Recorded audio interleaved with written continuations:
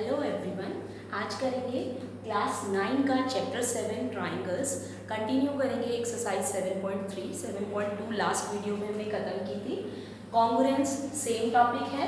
Question है first, ABC and DBC are two isosceles triangles on the same base BC। तो same base BC पर ये आपकी triangle है ABC और BC बेस पर ही एक और ट्राइंगल है DBC, ठीक है, सेम बेस पर। और A और D पॉइंट्स जो है वो सेम साइड पर है BC के। सेम साइड का मतलब A ऊपर है तो D भी इसी के साथ सेम साइड ऊपर है। तो लेट्स टेक D हियर और ये आपकी ट्राइंगल बन गई DBC। Both are on the same base.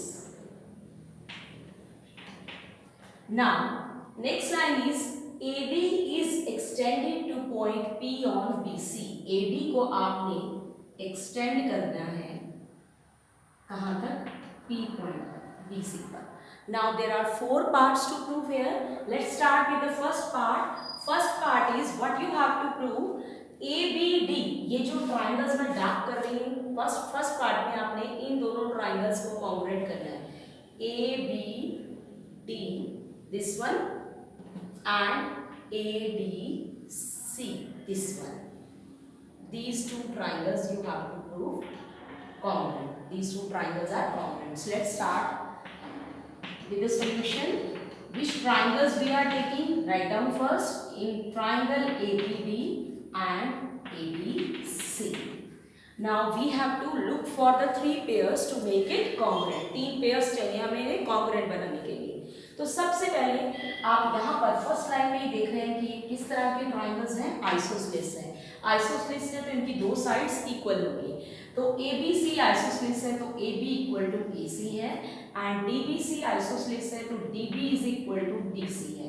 तो 2 आपकी साइड्स मिल गई आपको, इसकी AB और इसकी AC इक्वल है। तो 1 pair we have got, this is given to you because this is an isosceles triangle।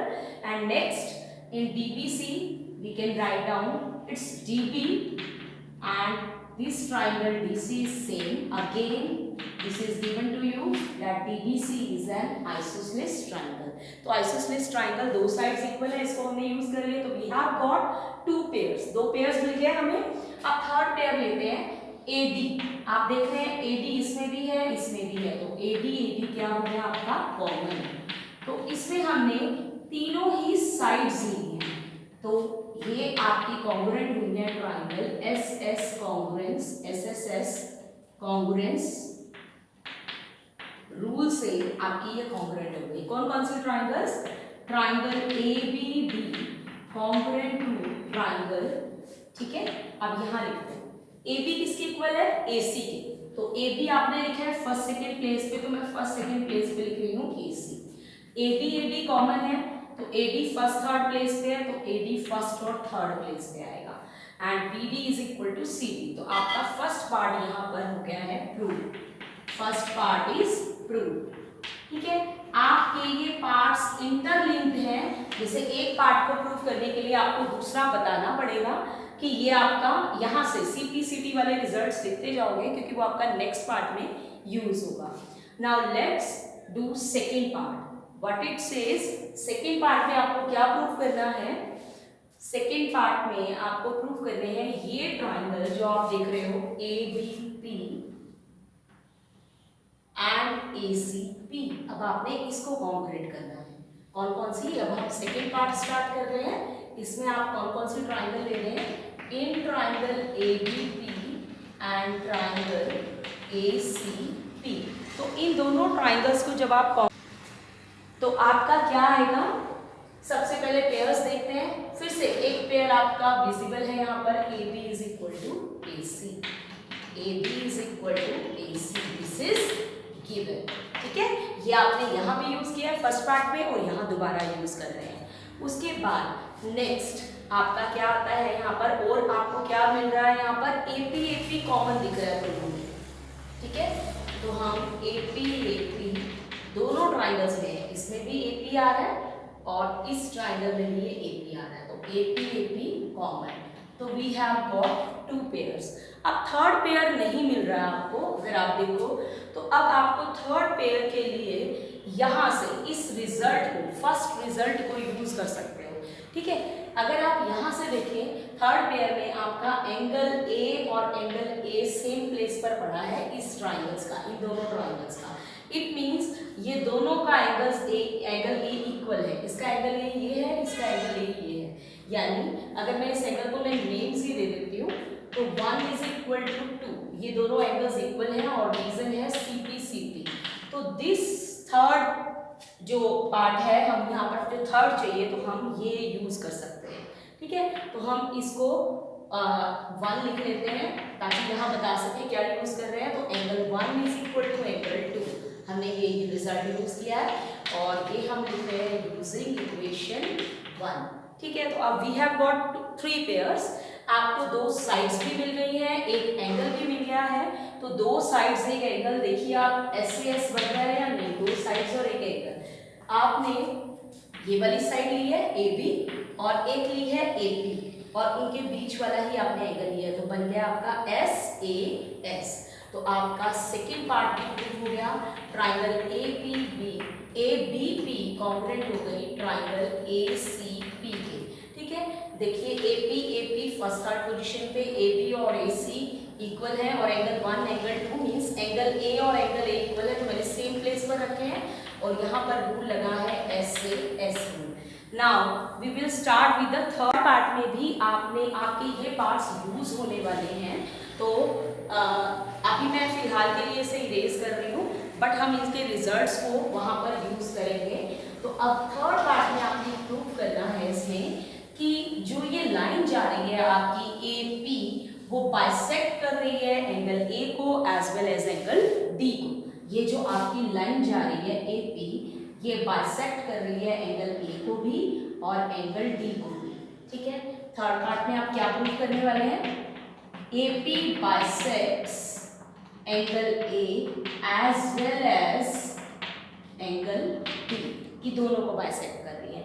What does it mean कि क्या प्रूव कर रहे हैं? अगर मैं इस एंगल को नाम दे रही हूँ 1 and 2, तो हमें प्रूव करना है कि ये दोनों एंगल्स इक्वल हैं। तभी इसी का मतलब हुआ कि AP क्या है, वो बाइसेक्ट कर रही है एंगल A को। एंगल A को बाइसेक्ट करने का मतलब है कि एंगल A को वो 2 इक्वल पार्ट्स में कट कर रही है। तो ये AP 2 इक्वल पार्ट्स में मींस हमने प्रूव करना है 1 इज इक्वल टू 2। इसी तरह से हमने प्रूव करना है एंगल D को भी ये बाइसेक्ट कर रही है, कि ये जो लाइन आ रही है ये एंगल D को भी आधा आधा करके जा रही है। तो we need to prove also 3 is equal to 4। तो हमने ये 2 रिजल्ट्स प्रूव करने हैं थर्ड पार्ट में इस लाइन के अकॉर्डिंग, ठीक है। तो फर्स्ट जो है ये हम प्रूव कर चुके हैं, angle 1 is equal to angle 2 already, ये हम प्रूव कर चुके हैं। आपने पिछले पार्ट में ही यूजिंग इक्वेशन 1 जिसमें हमने लिखा था, जिसमें हमने ये वाला पार्ट प्रूव किया था, triangle ABD congruent to triangle ACB first part में, वहीं पे मैंने बताया था आपको कि इसका एंगल A और इसका एंगल A इक्वल है, जब हमने ये दोनों ट्राइंगल्स लिए थे, ठीक है। वहां पे ही एंगल A सेम प्लेस पे पड़े थे, इसका मतलब दोनों के एंगल्स A इक्वल है। तो ये तो हम प्रूव कर चुके हैं। इसका मतलब हम क्या प्रूव कर चुके हैं कि AP जो है वो एंगल A को बाइसेक्ट करती है। अब हमने प्रूव करना है ये AP जो लाइन है ये D एंगल को भी बाइसेक्ट करती है। तो D एंगल को कैसे बाइसेक्ट करेगी? आपने प्रूव करना है 3 इज इक्वल टू 4। उसके लिए आपको ट्राइंगल लेनी पड़ेगी, आपको ये वाली 2 ट्राइंगल्स लेनी पड़ेगी कॉन्ग्रुएंसी के लिए। कौन कौन सी? DBP and DBC, this is your D। कौन कौन सी ट्राइंगल लेनी पड़ेगी? अभी आप ये वाली ले चुके हैं, दिस एंड दिस, फिर आपने ये पूरी ली सेकेंड पार्ट में, वहां तो आपको लिखा हुआ था, लेकिन थर्ड पार्ट में आपको कोई नहीं लिखा कि कौन सी ट्राइंगल लेनी है। तो अब आपने प्रूव करने के लिए 3 इक्वल टू 4 आपने ये दोनों ट्राइंगल्स लेनी है। आप ले रहे हैं DBP एंड ट्राइंगल DCP। तो यहाँ पर आपने क्या लिखा? DB is equal to DC, ये आपको गिवन है। रीजन है कि ये आइसोसेलेस ट्राइंगल है, तो आपके ये दोनों इक्वल है। अब नेक्स्ट DP कॉमन, DP आप दोनों में देख रहे हैं, तो 2 पेयर्स को लिखने बहुत इजी हो जाते हैं। जो थर्ड पेयर है उसमें आपको थोड़ी सी मेहनत करनी पड़ती है, या पिछले पार्ट में देखना पड़ता है कि पिछले पार्ट में आपको कुछ मिल जाए। पिछले पार्ट में आपको कुछ मिल जाए जिससे आपको पता लग जाए कि ये हम यूज कर सकते हैं। तो थर्ड पार्ट आप क्या यूज कर सकते हैं यहाँ पर। अब आप सेकेंड पार्ट से जो रिजल्ट आया था उसको याद कीजिए। उसमें आपने ये प्रूव किया था कि ये दोनों ट्राइंगल्स कॉन्ग्रुएंट हैं। ठीक है, कौन सी ट्राइंगल कॉन्ग्रुएंट है? ट्राइंगल ABP जो है वो कॉन्ग्रुएंट है ट्राइंगल ACP। ये आपने सेकेंड पार्ट में प्रूव किया था। इसके अकॉर्डिंग BP = CP बनता है, CP से। ठीक है, आप इनको कॉन्ग्रुएंट कर चुके हैं सेकेंड पार्ट में, और इसके अकॉर्डिंग आपका BP = CP बन रहा है, सेम प्लेस पर पड़ा है CP से। This can be used in the third part. ठीक है, सेकेंड पार्ट का जो रिजल्ट आया था वो आप थर्ड पार्ट में यूज कर सकते हो। देखिए यहाँ पे आपको BP और CP चाहिए, तो आपने ये लिख दिया, तो इससे आपके तीनों चीजें इक्वल हो गई, तीनों ही साइड्स इक्वल हो गई। तो S से ये ट्राइंगल्स आपकी दोनों ट्राइंगल्स क्या हो गई? कॉन्ग्रुएंट। तो DBP is congruent to triangle DCP and what is the reason here? SSS congruence rule। ठीक है, अब देखिए आप एंगल D की प्लेस पे आपका एंगल D ही आ रहा है, मैंने डायरेक्टली लिख दिया। अगर आप देखो तो मैंने इसी प्लेसेस इन्हीं के अकॉर्डिंग लिखा है जो इक्वल पार्ट्स हैं। सी DB और DC इक्वल है तो मैंने सेम प्लेस में रखे हैं, फर्स्ट सेकंड फर्स्ट सेकंड।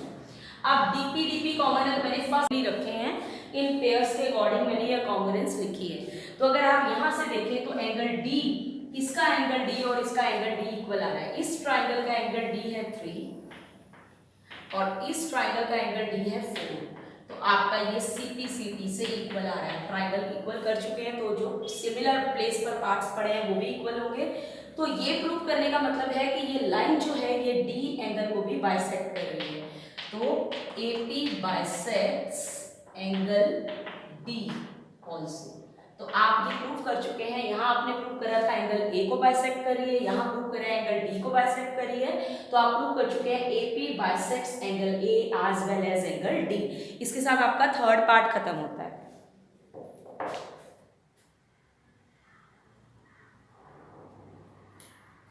अब आते हैं लास्ट पार्ट पर। लास्ट पार्ट जो है इसका फोर्थ पार्ट, वो आपने क्या प्रूव करना है।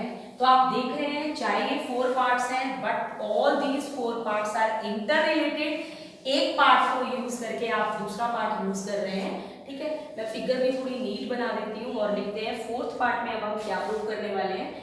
फिगर हमारी ये थी, दोबारा से बना देती हूँ, ABC और सेम बेस पर हमारी एक और ट्राइंगल थी DBC और AD को एक्सटेंड करके आ रहा था P पर। ठीक है, और हम प्रूव कर चुके हैं अब तक 3 पार्ट्स।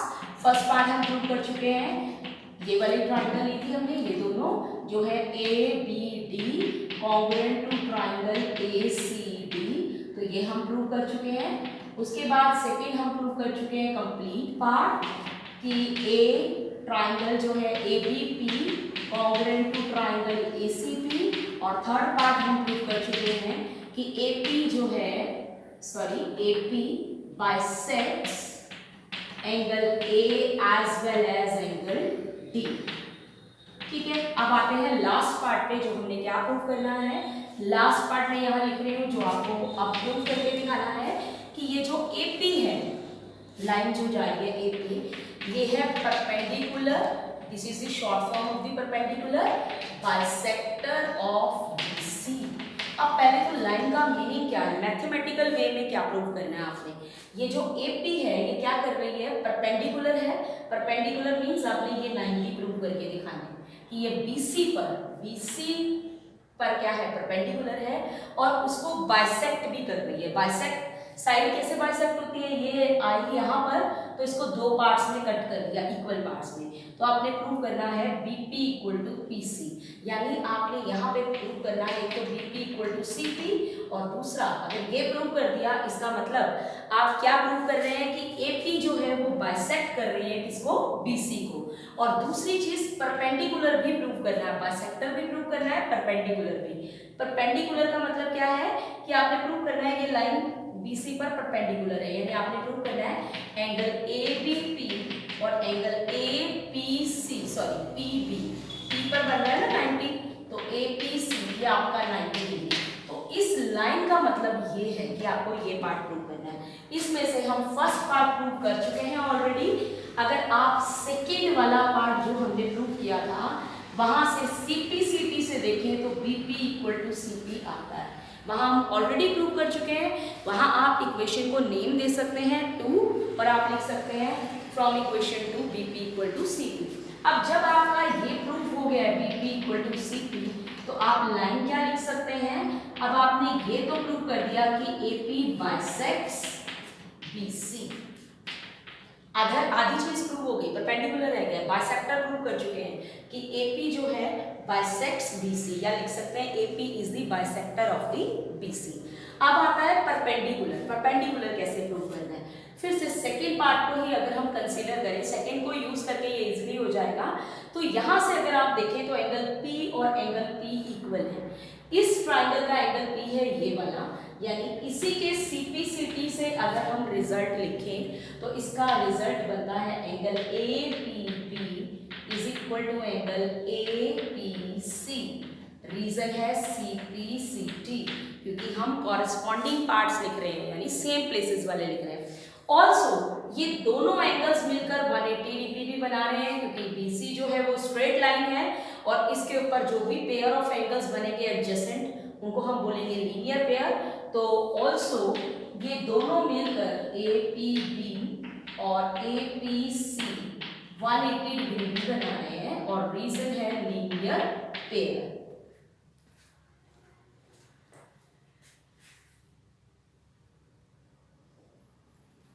अब आप यहां से बता चुके हैं लीनियर पेयर, तो अब आपके ये दोनों एंगल्स आपके इक्वल हैं। तो यहां से अगर आप इस इक्वेशन को यूज करें, आप किसी भी इक्वेशन को यूज करना चाहते हैं तो आप उसको नेम दे सकते हैं। तो आपको सिर्फ लिखना पड़ेगा ब्रैकेट में फ्रॉम इक्वेशन 3, ठीक है। तो अगर आपने इसको 3 इक्वेशन का नाम दिया है तो आपके ये दोनों एंगल्स इक्वल है, तो मैं रिप्लेस कर सकती हूँ APC को भी APB से। तो यहाँ पर हो जाएगा ट्वाइस ऑफ APB। आप दोनों में से किसी को भी रिप्लेस कर सकते हैं, ठीक है। तो दोनों APB हो गए, मैंने इसको APC किसके इक्वल था? APB के। तो यहाँ पर भी मैंने APB लिख दिया, तो 2 टाइम्स APB आ गया इज इक्वल टू 180। और यहाँ से प्रूव हो जाएगा APB जो ये ट्वाइस है ये इधर आके डिवाइड हुआ तो 180 बाई 2 आ गया 90। तो आपने प्रूव कर दिया एंगल APB जो है वो 90 है और APB किसके इक्वल है? APC के इक्वल है। तो इसका मतलब ये दोनों क्या हो गए? 90 डिग्रीज। और अगर ये दोनों 90 डिग्रीज हैं इसका मतलब AP जो है वो क्या है? परपेंडिकुलर ऑन BC, ठीक है। तो आपने सबसे पहले प्रूव कर दिया था, यहाँ 2 चीजें जो कही थी, सबसे पहले प्रूव कर दिया बाइसेक्टर है, वो तो आपका सिंपली CPCT से आ गया था, ठीक है। और दूसरा पार्ट आपने प्रूव कर दिया कि AP जो है वो परपेंडिकुलर भी है BC पर, इन दोनों को 90 करके, ठीक है। तो आपका फर्स्ट क्वेश्चन यहीं पे फिनिश होगा। सी question number 2, AD is an altitude of an isosceles triangle ABC. Let's make a triangle ABC first. This is the triangle ABC. Now read this line. AD is the altitude. तो AD आपने altitude बना लेना. Altitude means right angle बनाना है, ठीक है। तो AD is the altitude. Altitude मतलब आपकी सामने वाली साइड को किस पर कट कर रही है? 90 डिग्री पर। ये नहीं कि बाइसेक्ट कर रही है, सिर्फ ये 90 डिग्री होगा, परपेंडिकुलर होगा। ऑल्टीट्यूड मींस परपेंडिकुलर, यानी AB परपेंडिकुलर है आपका BC पर। तो ये आपको गिवन है। और क्या गिवन है? ये ट्राइंगल ABC कैसी ट्राइंगल है आपकी? आइसोसेलेस। तो आपकी ये दोनों साइड्स इक्वल है, AB और AC। तो 2 चीजें हो गई, एक आपको 90 डिग्री गिवन है और एक आपको ये दोनों साइड्स इक्वल गिवन है। Now see what you have to prove. करना क्या है आपको प्रूव? आपको प्रूव करना है AD बाइसेक्ट्स BC, ठीक है। BC को AD बाइसेक्ट कर रही है, ये रही आपकी AD और ये क्या कर रही है? BC को बाइसेक्ट, यानी BC को 2 इक्वल पार्ट्स में कट कर रही है। इक्वल पार्ट्स ये आप AD आई तो ये 2 इक्वल पार्ट्स कौन से हो गए? BC के, BD and CD। It means in first part you have to prove that BD is equal to CD। ये अगर हम इस सेंटेंस को मैथमेटिकल फॉर्म में कन्वर्ट करें तो आपका ये आता है। अब इसको प्रूव करने के लिए कि ये साइड इसके इक्वल है, आपको क्या करना पड़ेगा? ये दोनों ट्राइंगल्स कंसीडर करनी पड़ेंगी कॉन्ग्रुएंस के लिए। तो लेट्स टेक दीज 2 ट्राइंगल्स। कौन कौन सी ट्राइंगल ले रहे हैं हम? ट्राइंगल्स लिख लीजिए ABD एंड ट्राइंगल ACD। तो आपकी ये दोनों ट्राइंगल्स ले लो। नाउ लेट्स टेक 3 पेयर्स, देखते हैं, लेट्स लुक फॉर 3 पेयर्स, क्या क्या चीजें इक्वल है। सबसे पहले हमें ये AD कॉमन दिख रहा है, दोनों ट्राइंगल्स में है, इसमें भी है इसमें भी है, तो AD कॉमन। तो पेयर्स का तो कोई नहीं, जो आपको पहले विजिबल हो आप पहले वही लिख सकते हैं। तो मैंने फर्स्ट पेयर में लिख लिया AD equal to AD common. Second AB equal to AC given, इसका AB और इसका AC आपको ये दोनों इक्वल है और ये आपको क्या है गिवन। ये इस लाइन से पता चल रहा है आपको isosceles triangle in which AB equal to AC। उसके बाद 2 पेयर्स हो गए और तीसरा आपको दिखाई दे रहा है 90 डिग्री। AD ऑल्टीट्यूड है तो ये राइट एंगल है, तो आपका ये राइट एंगल आ गया, ये 90 डिग्री है। तो आप कैसे लिख सकते हैं, इसमें ये 90 है और इसमें ये 90 है, परपेंडिकुलर के बोथ साइड्स पर आपका क्या बनता है 90 डिग्री का एंगल। तो आपका आ गया एंगल ADB और एंगल ADC, ये आपका आ जाएगा ईच 90 डिग्री। और इसका रीजन आप ये भी लिख सकते हो because AD is an altitude. तो ऑल्टीट्यूड वाला रीजन भी लिख सकते हो, 90 डिग्री भी लिख सकते हो। तो अब आपके पास 3 चीजें हो गई।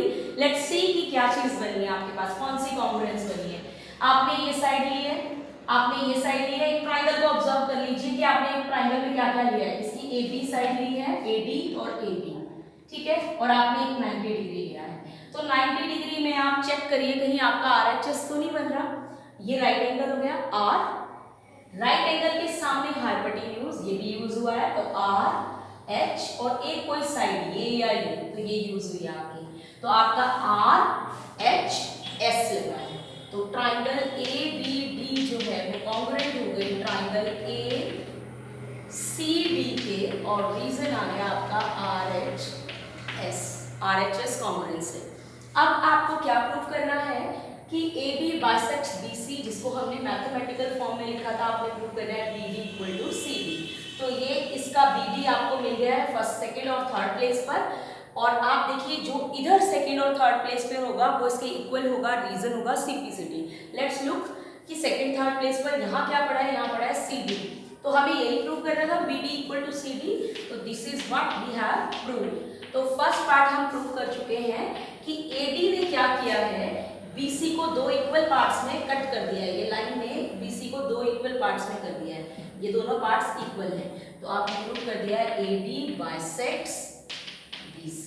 अब आते हैं सेकेंड पार्ट पे। अब आपको प्रूव करना है AD bisects angle A। AD bisects angle A में क्या आएगा आपको प्रूव करना है ये लाइन जो है वो एंगल A को भी बाइसेक्ट कर रही है। ये आपका एंगल A है पूरा, तो आपकी ये लाइन क्या कर रही है, इसको 2 इक्वल पार्ट्स में कट कर रही है। It means you have to prove that this angle A is equal to this angle A। तो इसके लिए हमें सेपरेट कोई ट्राइंगल लेने की जरूरत नहीं है, हमारी यही दोनों ट्राइंगल्स हैं। इसी में दूसरा पार्ट भी CPCD से यहीं से आने वाला है। सी यहाँ पर A और A दोनों फर्स्ट प्लेस पर पड़े हैं, तो ये corresponding parts of congruent triangles हैं। So these will be equal. तो इसका एंगल A आपका इसके एंगल A के इक्वल होगा। चाहे तो आप इसे नेम्स दे सकते हैं और लिख सकते हैं BAD, इसका बनेगा आपका BAD। मैंने A को सेंटर में रख लिया है क्योंकि आप A एंगल को कंसीडर कर रहे हैं, और इधर भी आप लिखेंगे CAD, BAD this one and CAD, this is equal and again reason is CPCD। और इसी पॉइंट के साथ अपने सेकेंड पार्ट भी प्रूव कर दिया है कि ये एंगल A को भी बाइसेक्ट कर रही है। तो आपका सेकेंड पार्ट भी प्रूव हो गया है। ये क्या इंप्लाई कर रहा है आपका AD बाइसेक्ट्स एंगल A। तो आप दोनों पार्ट यहाँ पर प्रूव कर चुके हैं। स्टार्ट करते हैं क्वेश्चन नंबर 3 से।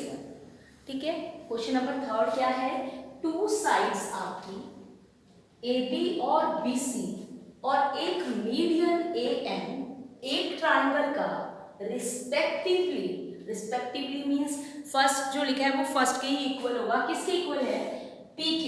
सबसे पहले क्या लिखा है AB PQ। तो AB वन ट्राइंगल का दूसरी ट्राइंगल के PQ के इक्वल है। रिस्पेक्टिवली मतलब आपने कंटिन्यूसली लेना है उसी पार्ट। आप दूसरी ट्राइंगल का पहली का है BC और दूसरी का QR, ये इक्वल है आपके, ठीक है। तो BC और QR ये आपकी पूरी कंप्लीटली इक्वल है, ठीक है, BC एंड QR। थर्ड आपका क्या आ गया, मीडियन। मीडियन आपका है AM, ये वाला जो मीडियन है AM वो दूसरी ट्राइंगल के मीडियन TN के इक्वल है, ठीक है।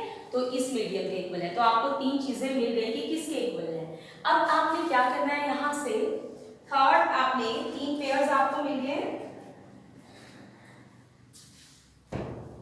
यहां से आपको तीनों पेयर्स मिल गए। अब आप ट्राइंगल्स लेंगे। सबसे पहले आपको यहाँ पर दो पार्ट्स प्रूव करने के लिए कहा गया है। एक कहा है triangle ABM congruent to PQN, ये वाली ट्राइंगल और ये वाली ट्राइंगल आपकी कॉन्ग्रुएंट है। सबसे पहले तो मीडियन का मीनिंग आप याद कर लीजिए, क्या था।